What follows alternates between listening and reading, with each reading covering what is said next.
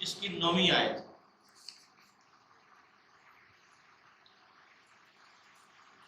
قل، آپ فرما دیجئے، ما کنت،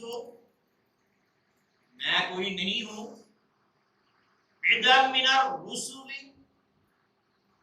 تو میں نیا رسول تو نہیں آیا. جیسے پہلے رسول آ رہے ہیں میں بھی اسی طرح رسول ہوں.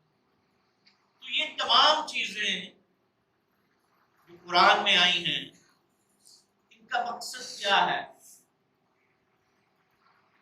کہ اللہ تعالیٰ کی وحدانیت کو اور رسول کریم کی رسالت کو اور آخرت کو. اب ہماری ہر چیز یہ قرآن ہے، اس لیے میں نے سوچا کہ آپ کو قرآن کی چند آیات کی نشاندہی کر دوں جس میں یہ لفظ ہے. اب بدعت کیا ہے؟ ہر وہ نئی چیز، ہر وہ ایسی چیز جو موجود نہ ہو اس کو بنا لیا جائے، اس کو بدعت کہتے ہیں. اور بنانے والے کو بدی کہتے ہیں، اور نئی چیز کو آل بدعہ کہتے ہیں. اب دو چیزیں میں آپ کے سامنے رکھتا ہوں، اس کا جواب میں نے نہیں دینا، جواب آپ نے دینا، میں صرف آپ کے سامنے رکھتا ہوں. اگر ہر چیز ہی بدعت ہے، ہر چیز ہی نئی ہے،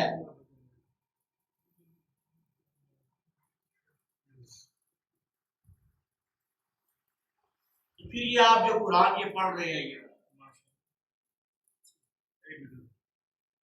تو یہ کتابی شکل میں کیا ہے؟ کتابی شکل میں.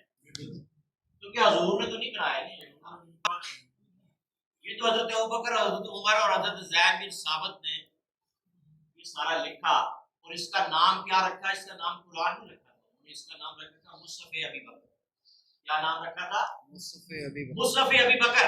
تو یہ آپ کیا پڑھ رہے ہیں؟ مصحف ابی بکر. جو حضور نے گٹھری دی تھی جس میں قرآن تھا، وہ حضرت حفصہ ام المومنین رضی اللہ تعالیٰ عنہ کے پاس، اور اس پہ لکڑی پہ، کھجور کی چھال پہ، کپڑے پہ، کاغذ پہ، چمڑے پہ، ہڈیوں پہ لکھا ہوا قرآن کا جو گٹھری. بھئی یہ بدعت پسند نہیں ہے، یہ نہیں کرتے تو قرآن نہ پڑھنا، گٹھری میں قرآن پڑھنا، کتاب میں کیوں پڑھنا؟ نئی چیز ہے نا، یہ حضور نے تو نہیں کی، تو یہ کیوں پڑھتے؟ اس کے رکوع حضرت عمر فاروق نے بنائے. قرآن پڑھتے جاتے تھے، جہاں رکوع کرتے تھے کہتے تھے اس پہ رکوع لکھو. کوئی رکوع کوئی چیز جو تم کہتے ہو اتنے، اس میں اتنے رکوع ہیں، اتنے رکوع ہیں، یا رکوع ہیں. تو قرآن پڑھتے جاتے تھے اور جہاں رکوع کرتے تھے کہتے تھے یہاں پہ رکوع لکھو. لیکن کچھ رکوع بڑے ہیں کچھ چھوٹے ہیں، یہ اللہ تعالیٰ کی تقسیم نہیں ہے. اب حضرت عثمان غنی رضی اللہ تعالیٰ عنہ لیٹ آئے، دیر سے آئے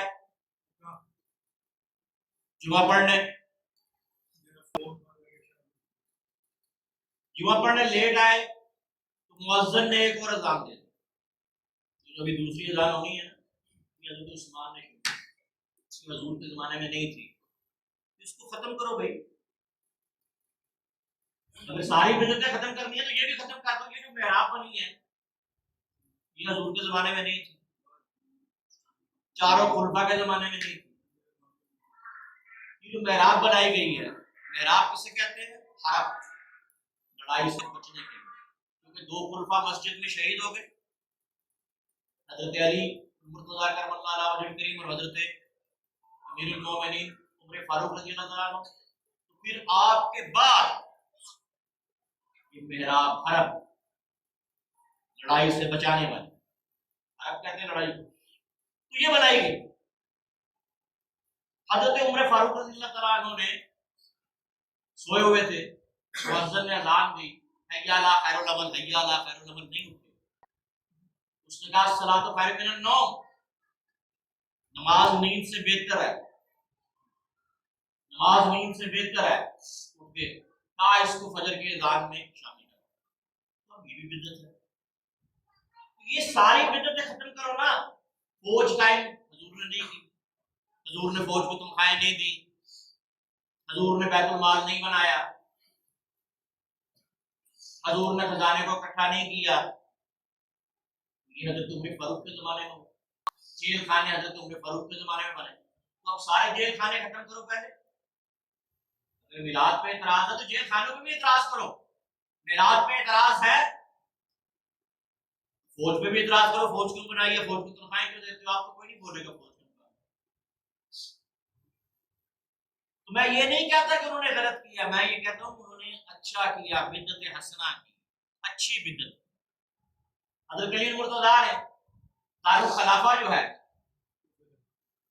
مدینہ سے کوفہ لے گئے، وہاں پہ امیر شام سے لڑائی ہوتی تھی بار بار، اور خلف شار پیدا ہو رہا تھا، اس لیے آپ وہاں پہ شفٹ ہو گئے۔ اب یہ کیا ہے؟ تو یہ ساری بدعات ہی ہیں۔ اب یہ ایک حدیث لاتے ہیں، روایت ہے، ہاں صحیح روایت، کل بدعت ضلالہ وکل ضلالہ فی النار، ہر بدعت گمراہی ہے اور ہر گمراہی کو جہنم میں پھینکا جائے گا۔ اور اب حضرت عمر فاروق رضی اللہ تعالیٰ عنہ جب تراویح شروع کرتے ہیں، حضور نے تراویح شروع نہیں کی، 3 دن پڑھائی چھوڑ دی، نہیں فرض نہ ہو جائے۔ حضرت ابوبکر صدیق نے 2.5 سالہ دور میں 1 دن بھی نہیں پڑھائی، نہ پڑھی۔ حضرت عمر فاروق نے شروع کرا دی، خود نہیں پڑھی، ابی بن کعب رضی اللہ تعالیٰ عنہ کو کہا پڑھاؤ، انہوں نے پڑھانا شروع کر دیا۔ تو کہا نعم البدعہ ھذا، میں نے بڑی اچھی بدعت شروع کر دی۔ تو اب اس کو اس حدیث کے ساتھ ملاؤ نا، تو اس کا جواب مولوی سے پوچھو کیا جواب ہے۔ تو یہ نہیں، بدعت کی 2 اقسام ہوتی ہیں، ایک بدعت حسنہ ہے، یہ مراد جو ہے، یہ محراب جو ہے، یہ جو سارے اچھے کام کیے یہ بدعت حسنہ ہے، اس کو کرنے والا اور اس کا مشورہ دینے والا قرآن کہتا ہے سب کو ثواب ملے گا، اور بدعت سیئہ جو ہے، جو غلط کام کرتے ہو، وہ جہنم میں پھینکی جائے گی۔ وما علینا